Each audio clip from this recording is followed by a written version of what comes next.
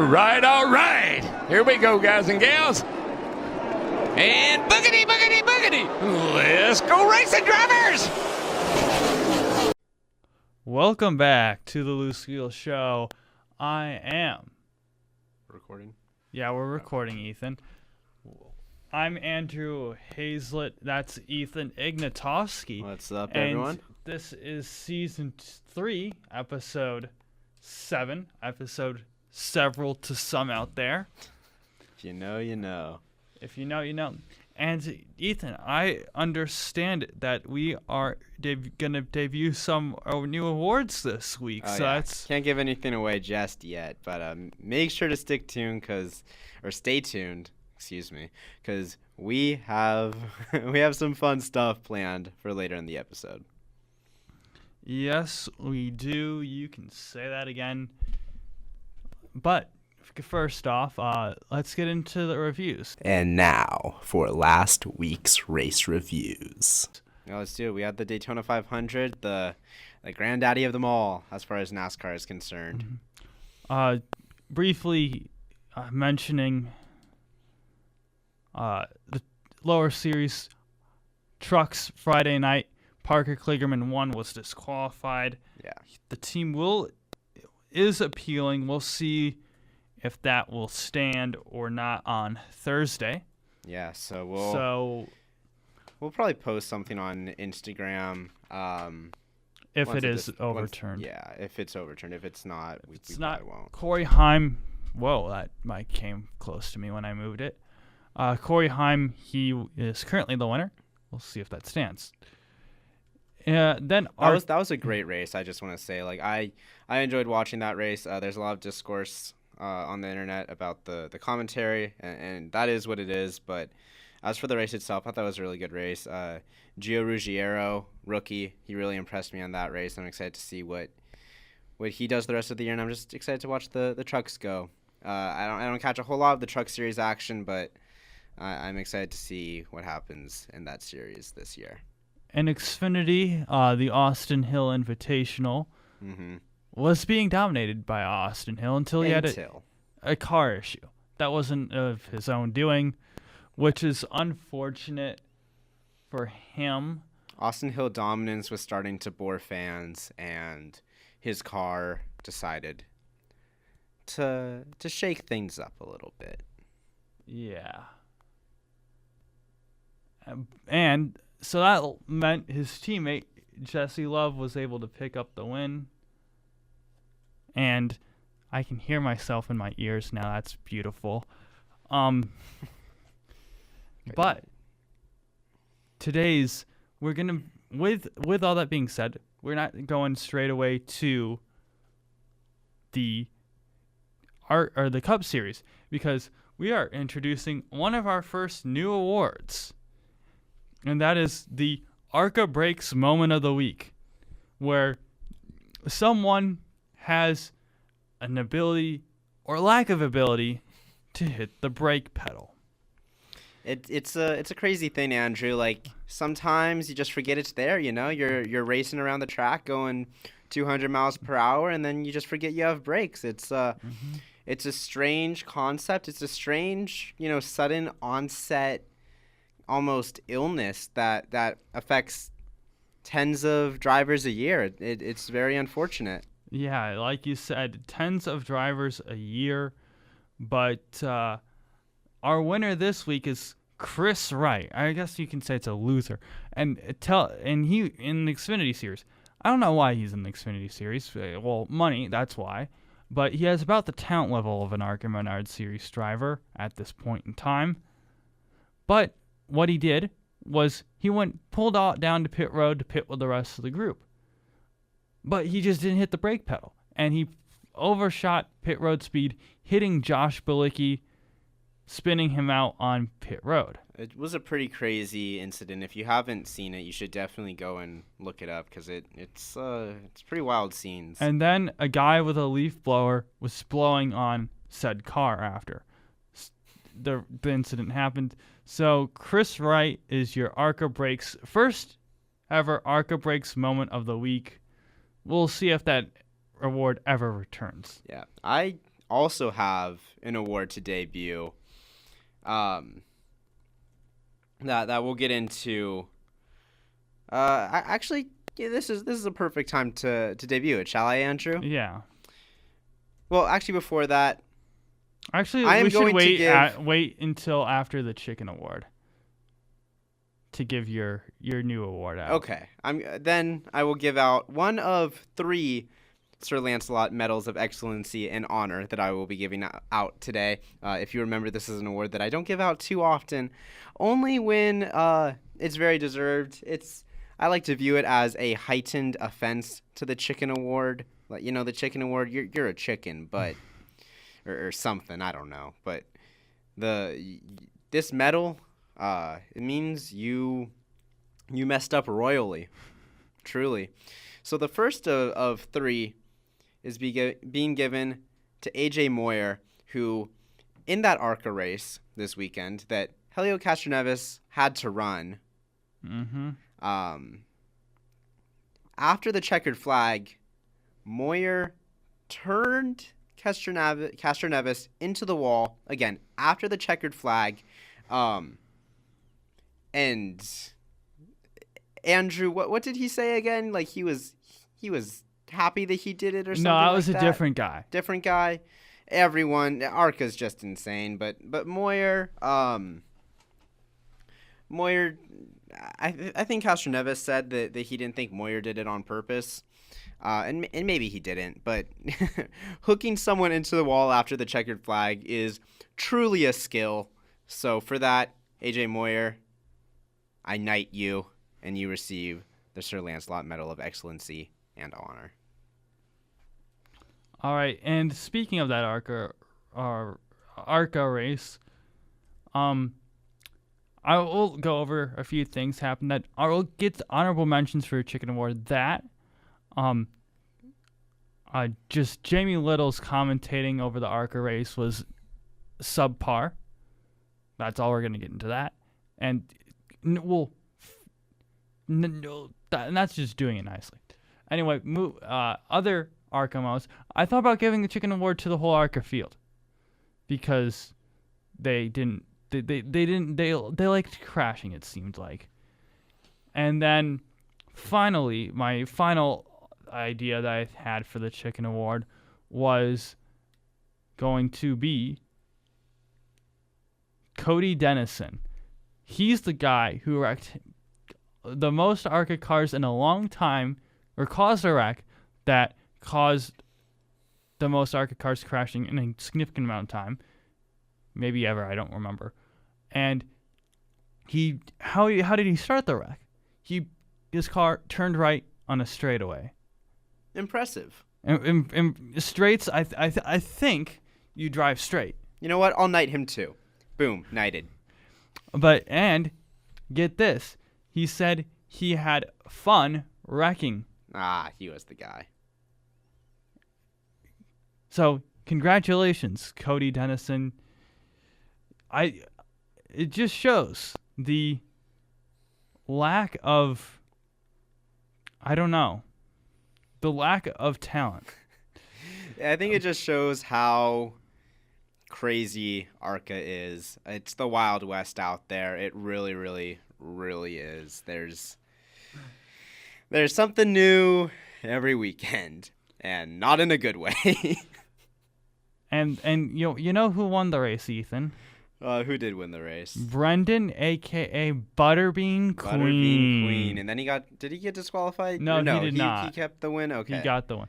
So moving on to the actual racing that we're here to talk about. We're already 10 minutes into our show. That just shows you. There was a lot to talk about before we got to the actual Daytona 500, to be fair. Well, I'm just going to say your 2 guys that qualified in for your front row were Truex and not Truex, that's Briscoe in the 19 now in Cindric. Your dual winners were Wallace and Cindric. And Cindric did something we haven't seen in a long while, if ever, is he qualified in and then won his duel. That's something you don't see. I don't remember seeing that ever. And then for the guys qualifying in, trying to make the show, you had Truex and Jimmy. And the guys that made it in the duels were LaJoy and Allgaier, and then Castroneves had to fall back on his provisional. Yeah. I'm gonna quickly say who missed the show. You had Yaley missing the show. You had Alfredo missing the show. You had Chandler Smith missing the show, and one other driver who's escaping me at the moment. I don't remember exactly who you said, Andrew, but I had all my drivers that I predicted to get in, albeit in some different ways. I didn't think that LaJoy was going to get in, and I didn't think that Castroneves was going to have to use the 41st. 41st? It's been a long day, Andrew. The 41st. What do they call it? The exception? The open exemption provisional. Exemption. The exemption. He became the first driver in NASCAR history to use that. And then he continued to get wrecked, as was a common theme throughout the weekend for Castroneves. Yeah, I'm looking through. I'm trying to figure out who I failed to mention BJ McLeod. He missed the show as well. So with all that being said, how did the race actually go? Starting off, you had multi-wide racing with It's Daytona before the rains came. And it caused maybe about a 4-hour total of delay, which was not fun because rain, boo rain, unless it's at a track we can race in the rain at, which is yay rain. It's funny how that works. But anyway, regardless of that, rain delayed the race, kind of whenever rain delays a race, especially like the Daytona 500, just makes things a little worse than they actually are. So when we finally get back going, you have good racing, multi-lane racing. You had Byron, Logano, LaJoy, and Elliott leading at this point, and then you had a wreck with Cindric, Hamlin, Smith, and Barry to end the stage, where Logano wound up winning stage 1. And then on the restart after stage 1, Logano missed a shift, which slowly accordioned back to the field, where they all checked up into each other, caused a huge crash. Chastain, Castroneves, Busch, Herbst, Nemechek, Ware, Johnson, and Truex were involved. Then we have multi-lane racing again. You have Cindric and Priest leading before debris caution. Then you get more multi-lane racing. You have Elliott, Cindric, Gregson, McDowell, Priest, Bowman, and Blaney leading. Blaney wins stage 2.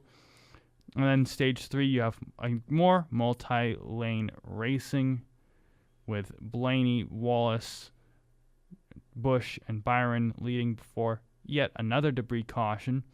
Cindric leads, and then Logano starts a wreck that involves him, Blaney, Elliott, Gregson, Busch, and Gilliland. Then on the restart, Cindric and Hamlin lead for a little bit, and then there was a big wreck, huge wreck, that involved Elliott, Suarez, Jones, Wallace, Bell,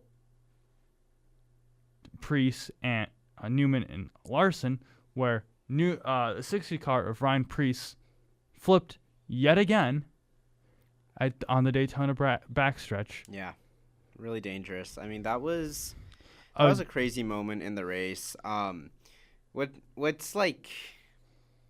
What's amazing is how safe these cars are now, that he was perfectly fine after that, because his car went kind of up like that clip of the Mercedes at Le Mans all those years ago, like up, flying, and then he hit the wall head on super hard, and he was still able to walk away, and he was fine. But what hit home is like him in the interview after he was released from the infield care center, not only him talking about, how in that moment all he was thinking of was his kid, and then the second part is, he's lucky to walk away, but eventually someone isn't going to be. And despite these cars being super safe, like, it's so risky to have these cars flying like they do. And cars have always flipped in NASCAR, but these next-gen cars seriously seem to have an issue with flipping, and it's getting to the point where it is super, super dangerous. And I want to give flowers to NASCAR for being as safe as it is now, but it's very true that when it comes to safety, NASCAR is a lot more reactionary than proactive. I would like to see NASCAR be proactive here and start to try to look into and seriously develop a way to get these cars to not flip, or at least flip at a much lower rate, because these next gen cars are flipping all the time. I will say they have tried to an extent to reduce these things, but at the end of the day, whatever they've done hasn't worked yet. So you need to do more. Yeah, I am wondering if the possibility of removing either the rear under tray and or the diffuser Well, would if you help remove the or under not. tray, you would have to remove the diffuser. Those two things are a 2-in-1 package when it comes to the aerodynamics underneath the car. You would have to definitely remove both. The under tray is what creates the smooth air that's channeled through the diffuser. So it's not as simple as getting rid of. You can't just be like, oh, simply get rid of the under tray. There would have to be aerodynamic revamping of the cars. So it would be a major task to undergo, but I think it's worth it in the pursuit of safety. We'll see what they can do, but afterwards, that put us with overtime. Cindric leads into overtime. Then Riley Herbst has a drift.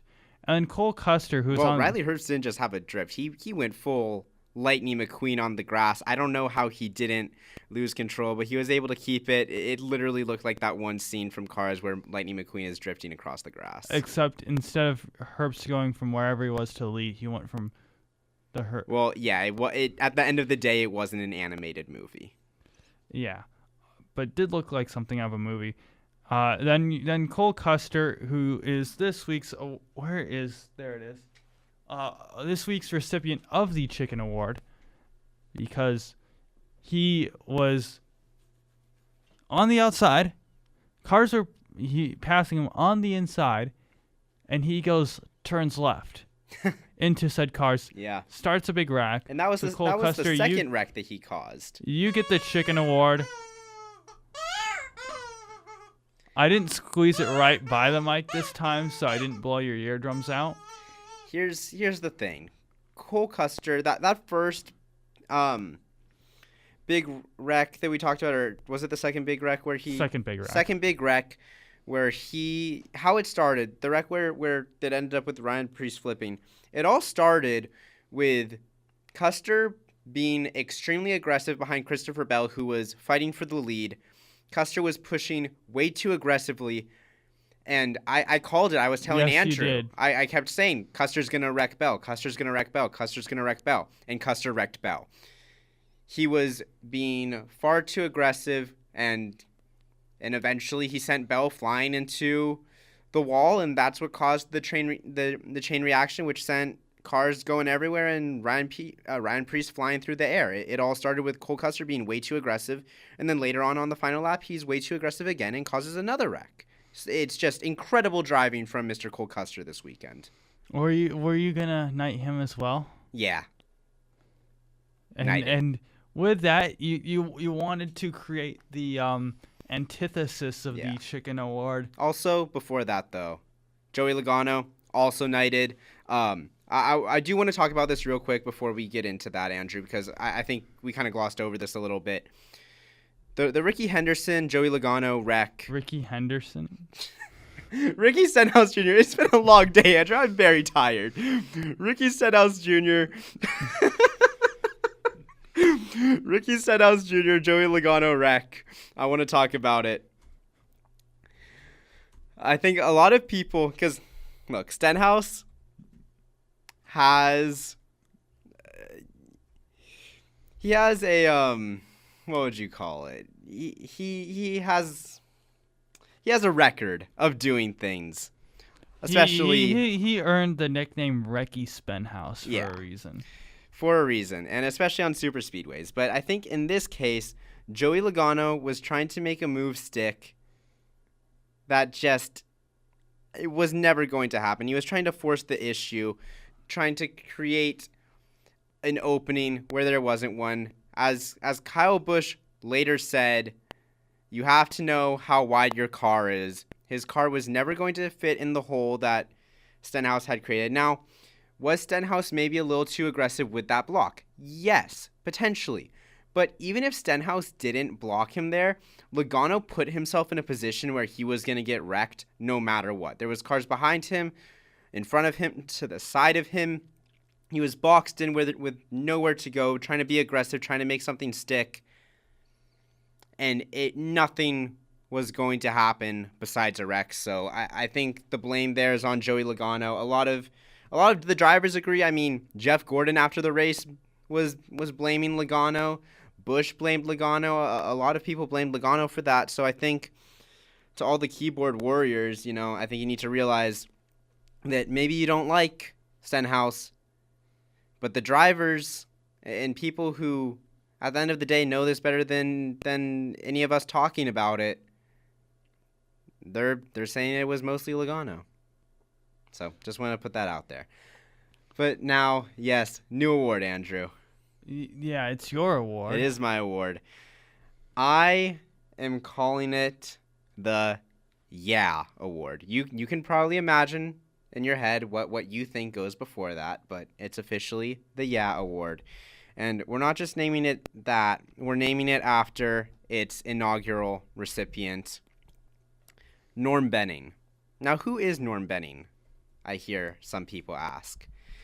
Norm Benning is a 73-year-old who is competing on a part-time basis in the Craftsman Truck Series.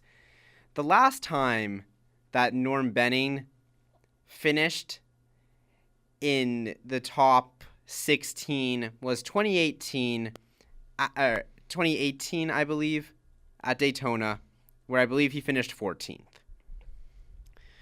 This weekend, on Friday, he finished 16th. And he was angry that he did not win.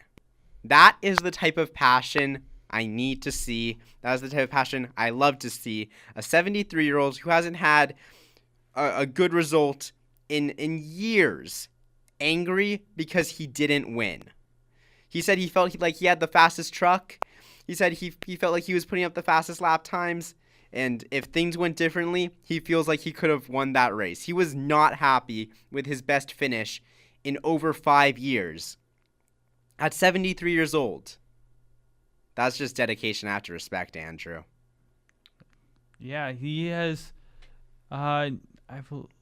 never recorded a top 10 in his career.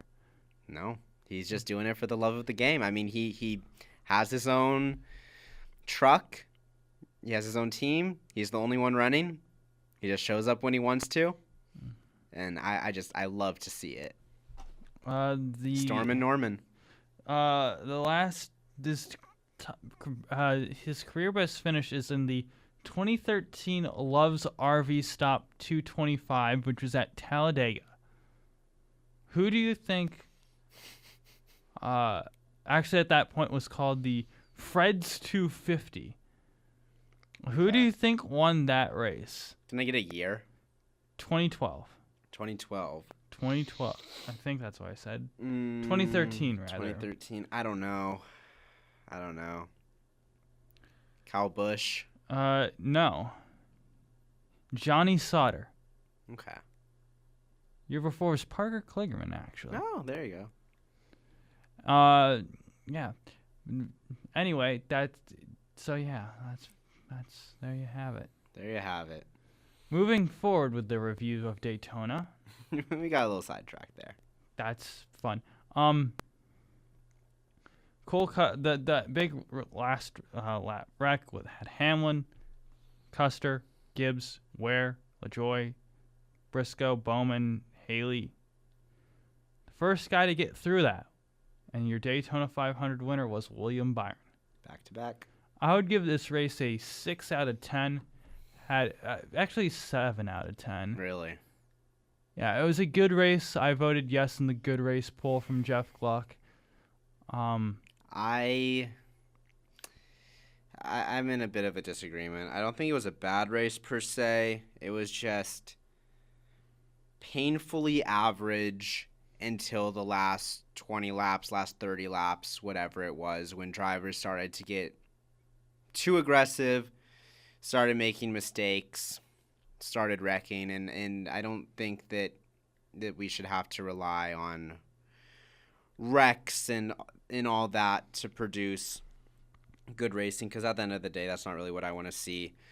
It was still a solid ending. I enjoyed it. It was fun. Glad everyone's okay, but I'm giving it like a 5.5, because it was, for the first stage was incredibly boring. I wholeheartedly disagree. Second stage was fine. Third stage was fine until the end, when it was pretty fun. So 5.5 is what I'm giving it. I don't agree. It was a fuel saving.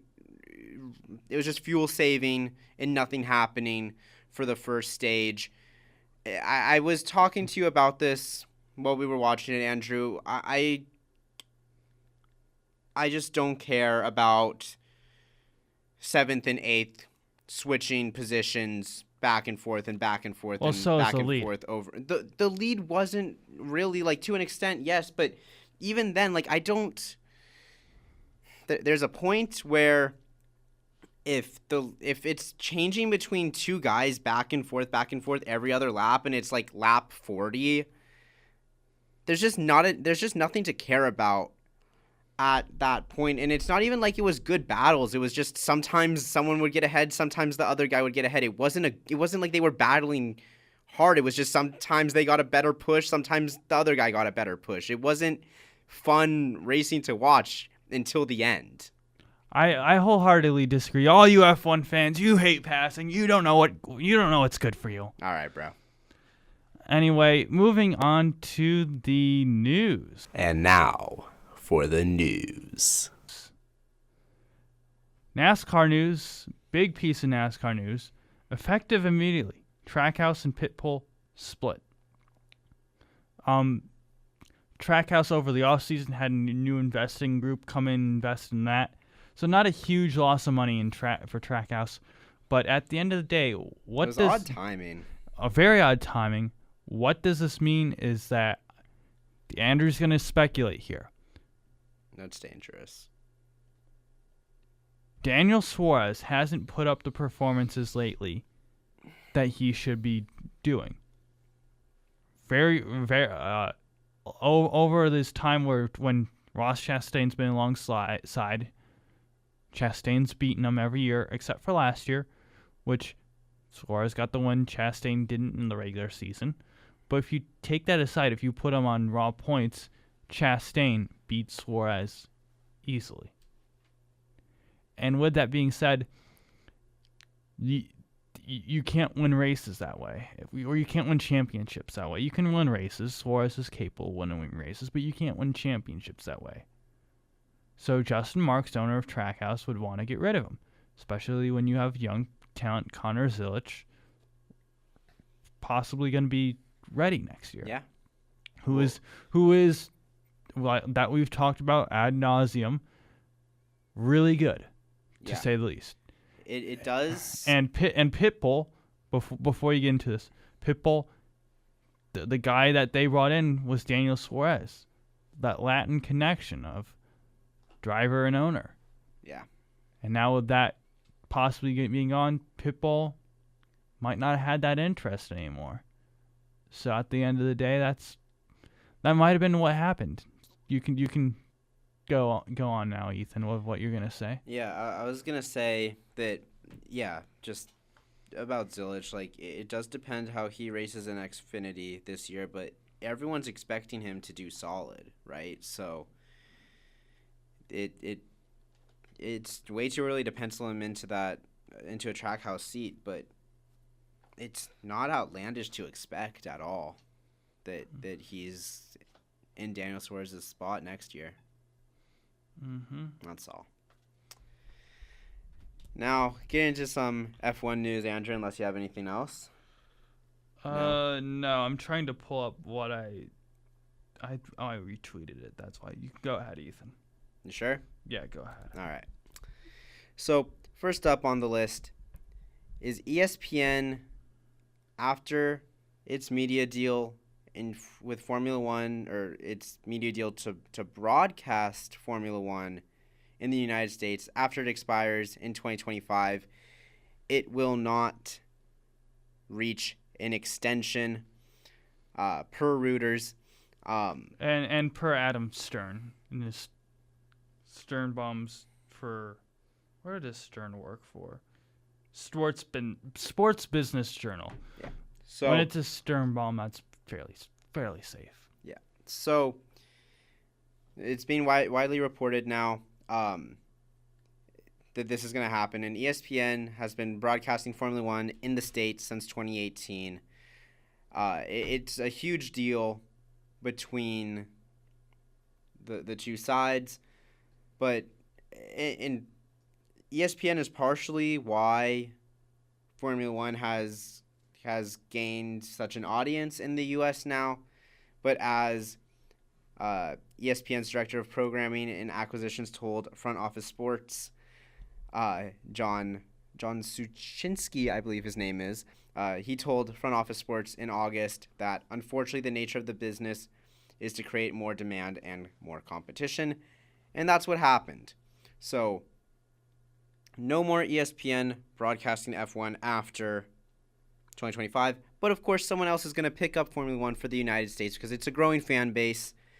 There's plenty of people that want to watch it. It's just a question of who is it.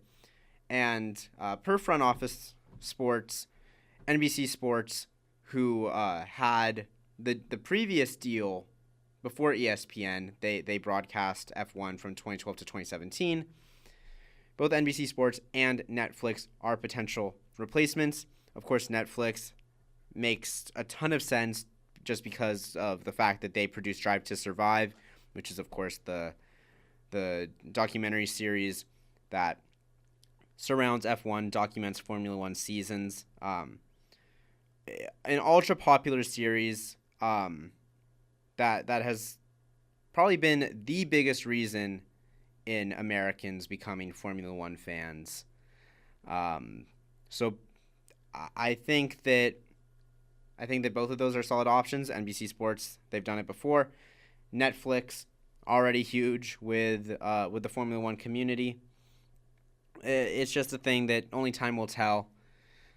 But fans, you don't have to worry. Essentially, it's still going to be picked up by someone. And then going into my next piece of news here. It's good news, Andrew, regarding Monaco. We've been saying just try something. Just try something. Anything. And although this probably isn't the fix, it is a potential fix. Formula One officials have discussed the possible introduction of extra mandatory pit stops for the Monaco Grand Prix as early as this year in a bid to improve on-track speculation. That is from an article by Luke Smith of The Athletic. Andrew, this would increase the mandatory pit stops from 1 to 2, at least 2, which it wouldn't make the on-track action better, but it would create different strategies. Teams would attack this differently, and we would probably get different results, different battles, undercuts, overcuts, whatever, could shake up the action on track. And now, of course, that's not necessarily what I want to see. I don't think that's necessarily what you want to see. We would rather see on-track action. But without changing the cars or changing the track drastically in a very short amount of time, that would just be impossible. And they're not going to do that. So that's just impossible. But they can do things like this to kind of artificially try to improve the excitement factor. And like I said, probably not the greatest idea of all time, but it is a solid idea. I would be very interested to see how something like this changed the racing at Monaco. And I know, Andrew, as Monaco being one of the only Formula One races you watch throughout the season, I'm curious to hear your slightly more outside perspective on this. It's a gimmick to try to make the racing better. Yeah. I don't fault them for it. You kind of have to do something. And like you said, you can't change the cars. You can't change the track. You aren't going to have them go in go-karts or lawnmowers or whatever. I'd love to see a lawnmower race around Monaco. But at the end of the day, you have to do something. And that might be your best option. Yeah. Or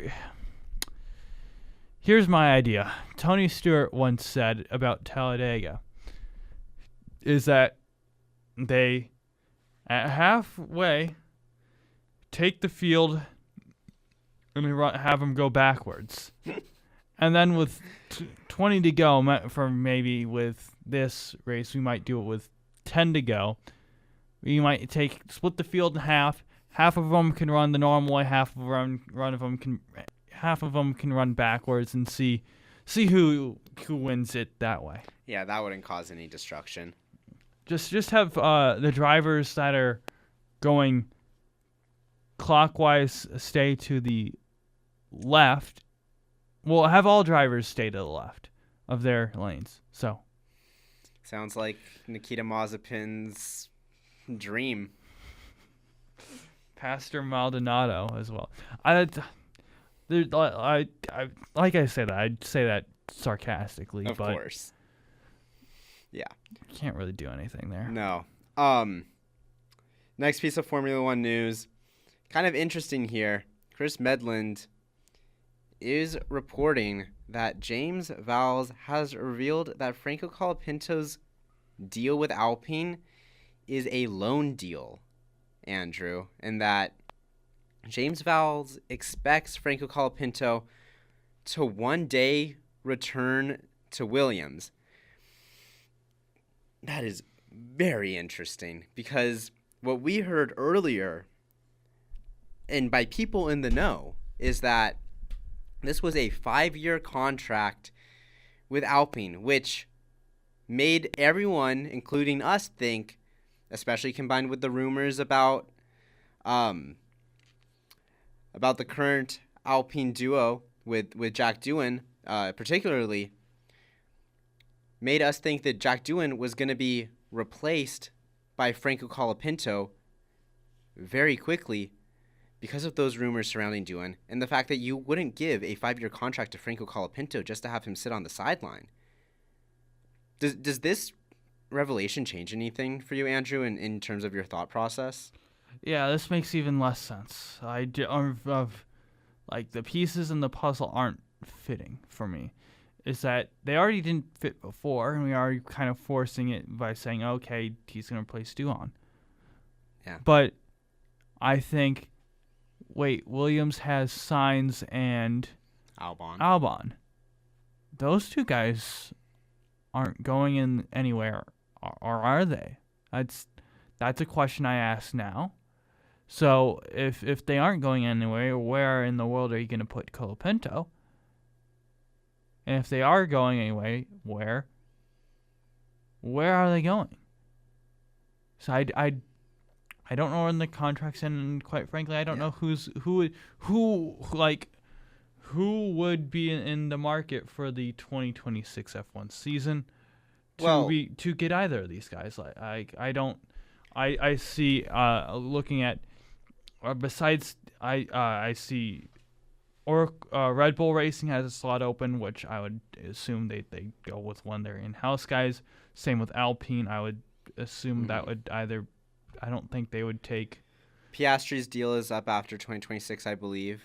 Well, I'm talking about for the 2026 year. You have the Cadillac slots, but who knows? I also don't think either Albon or...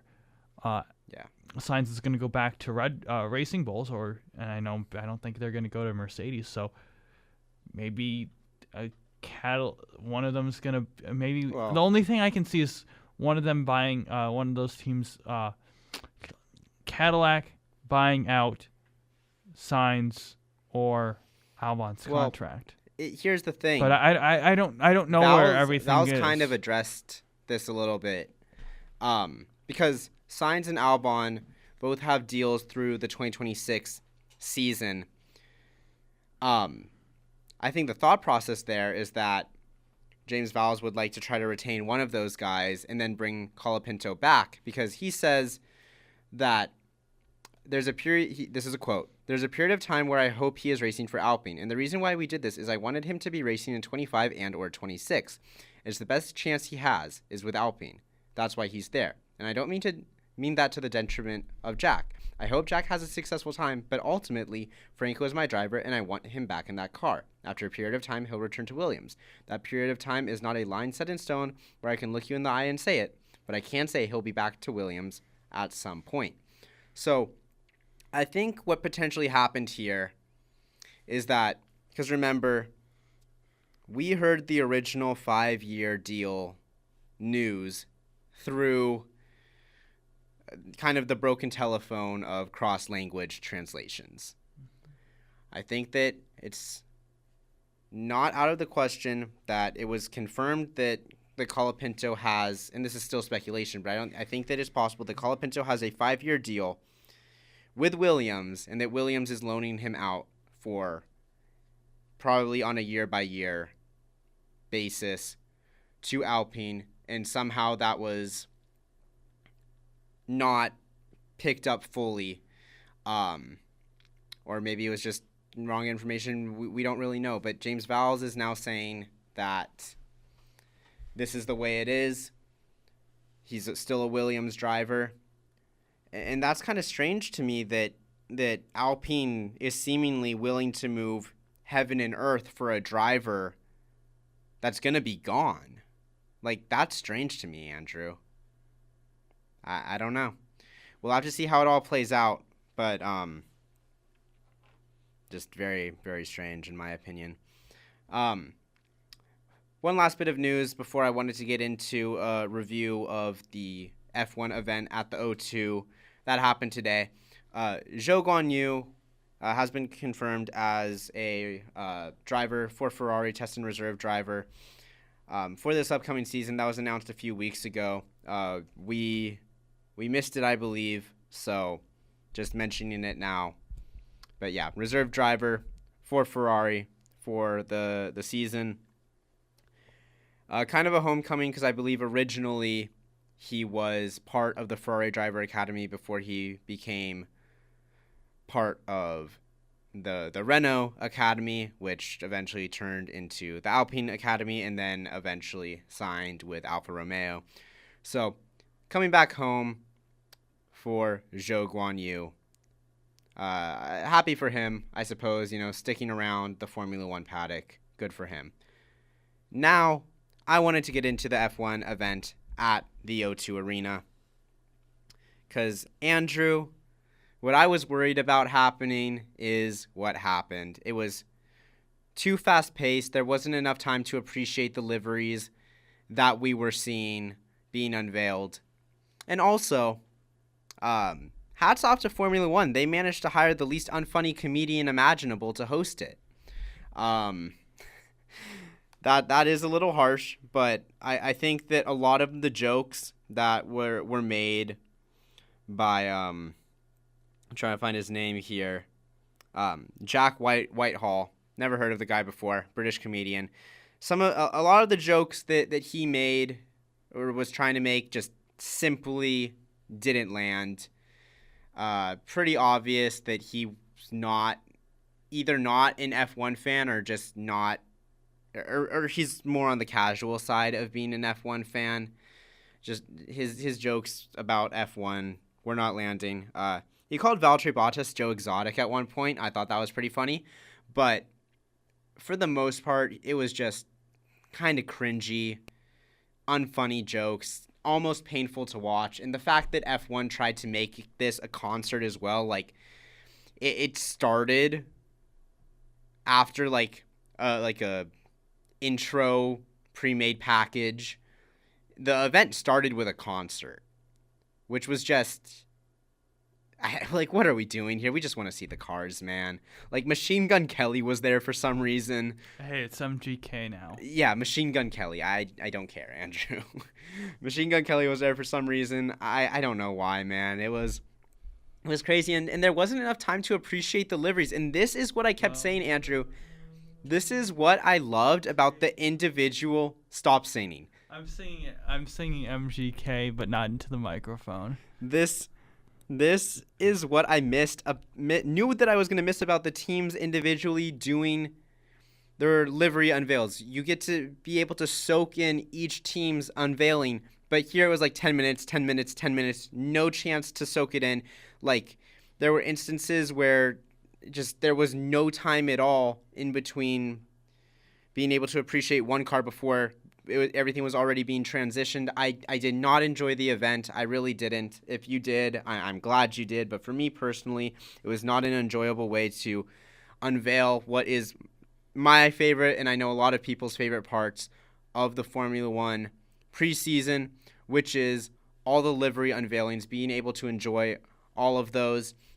And I want to talk about some of the liveries themselves. Well, we are on the subject. They went in order from finishing last to first from the constructor standings last season. So we started off with Sauber, who have potentially the most improved livery on the grid. Andrew, I sent you these pictures as well, so I know you've seen them.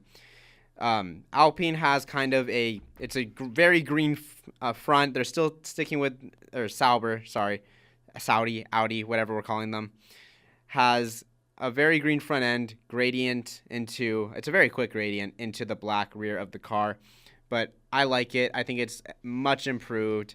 I do appreciate it. The Williams was next, very, very blue, bit of a blue gradient here, and all of these were like under weird lighting, so it's going to be different once we see them out on track. Like, I remember a few years ago, the Williams had what everyone was calling like the ugliest car during launch season, and then we saw it on the track, and it ended up being like top half of the grid for a lot of people. So kind of hard to say in a way, but I really like the Williams car. And then, if not my favorite, my second favorite is the Visa Cash App RB. Racing Bulls. Which is the official name this year. Yeah, Visa Cash App Racing Bulls is the official name. Very long name. But this is kind of like we've seen kind of the main Red Bull team run this a few times. I think Turkey, whatever year that was, and then Japan, we've seen them run a similar white livery. I really like the blue Red Bull Bulls coming out of the blue end of the RB. It's so clean. The yellow is throwing me off a little bit, but I still really like it. Next, you had the Haas, which was personally my least favorite. Just very boring, white and exposed carbon with Haas in big black letters on the side pod. Just wasn't doing it for me. I don't think it's ugly. I don't think any of the cars that were unveiled today were ugly, but this was just personally my least favorite. And then you had the Alpine, which, looking at it again, I think that dethrones the Haas as my least favorite. They've done pink and blue, and I think it's worked better in the past than what it does now, so I'm willing to amend my decision once I see this out on track. But right now, it just looks bad. The clash is not working. Don't like it. So that's actually my least favorite. That one might be considered ugly. Aston Martin, which had arguably the best livery last year. I think we agreed that it was the best livery last year. They released a very similar livery, but somehow much more disappointing. This year's just isn't doing it for me. Not sure exactly what it is, but just don't love it. Simply don't love it. Then you have the Ferrari, or you have the Red Bull, which pretty much the same. Of course, it's the Red Bull. You have the Ferrari, which I love. I think this one's my favorite. The white with the HP kind of throws me off a little bit. And, of course, there's the Ferrari thing where they just slap on the stickers of the companies that they have sponsorship deals with. But this red color is so beautiful. Again, we need to see it on track under different lighting. But this red, it's not the traditional Rosso Corsa red. It's more like the red that they ran at Mugello that one year. I believe it was 2020. I believe it was. It's a beautiful dark red. Love it. And then you have the McLaren, which is the exact same livery as last year. You didn't say Mercedes. I missed the Mercedes. The Mercedes are bringing back the silver. It's the Mercedes for me was the hardest to tell because they used like weird green lighting to unveil it. But it's silver and black, and they have the like Petronas bluish green color. It's an interesting livery, I think, but I'm going to hold most of my opinions on that one off until I see it on track because this one for me was the hardest to tell under the lighting. But yeah, that's what happened. I thought it was a disappointing event. I reached out to some...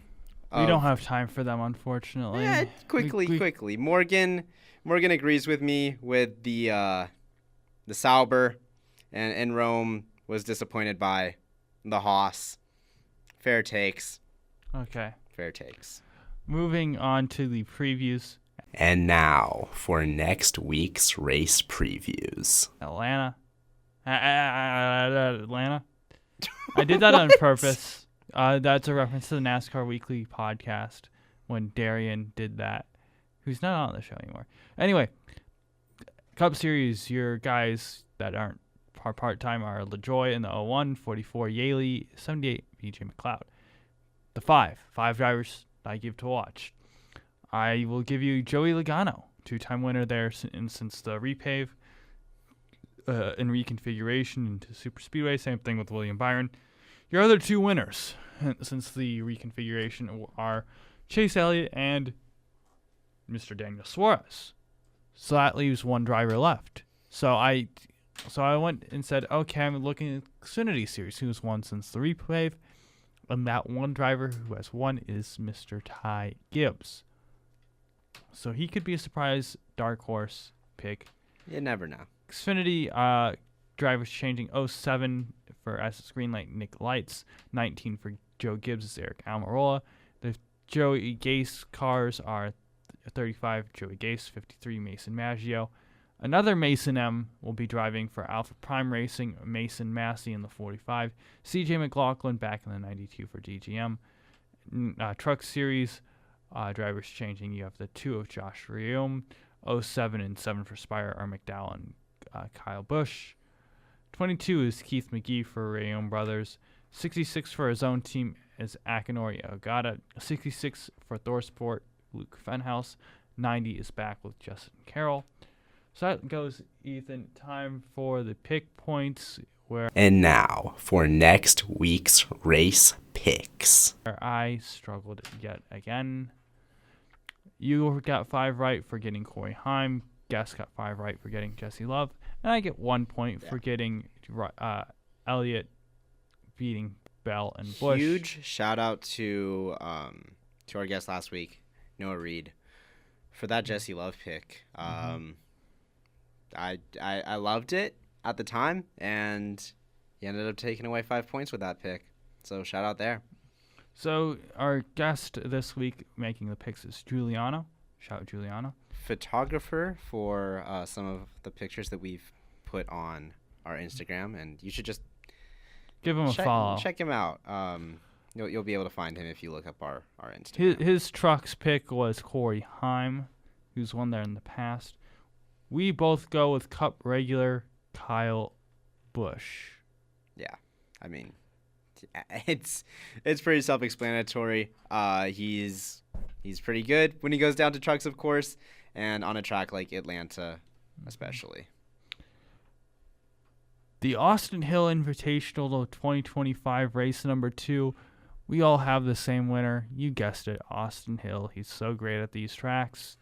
It's just Why not pick It's him? just almost like, why would you pick anyone else? I mean, And it a worked Jesse last Love week, pick but- would be. I kind of. I don't hate switching to Jesse Love. If this was later in the year, I would do that. But it's early in the year. I'm gonna minimize, get the same amount of points as you all will get. So moving on to the Cup side, I guess and I both going with Joey Logano. Joey Logano, solid super speedway driver, has won since the reconfiguration, so twice. So I think he'll be a guy to get done there. Yeah. Ran well at Daytona too. I definitely can't blame you for that pick. Like you said, won a couple times there since the changes, but I don't have Joey Logano making the playoffs, so I mean, like, technically I could still pick him, but I'm not going to. I want to try to keep those two predictions in line as much as possible. So I am picking Ryan Blaney, who has a win there back in what year was that? 2021. Finished second there this time last year, and then finished third in the playoff race there. I believe it's a playoff race, right? Yeah. First round of the playoffs. Well, it was last year. Yeah, first round of the playoffs last year. So Blaney, he's not a two-time winner there under the new pavement or anything like that, but he's a very solid racer there. So I'm going to back him. All As right. simple as that. Thank you all for tuning in for the Loose Wheel podcast, season 3, episode Show. We are a live show. whatever. More Great Blaze programming coming to you throughout the night. Stay tuned. See ya. To me, it looked like he actually lost the wheel. The wheel for Ross Chastain is still and perfect. Wheel on the track. Could you leave the wheel loose? You picked the fine time to leave me loose, wheel.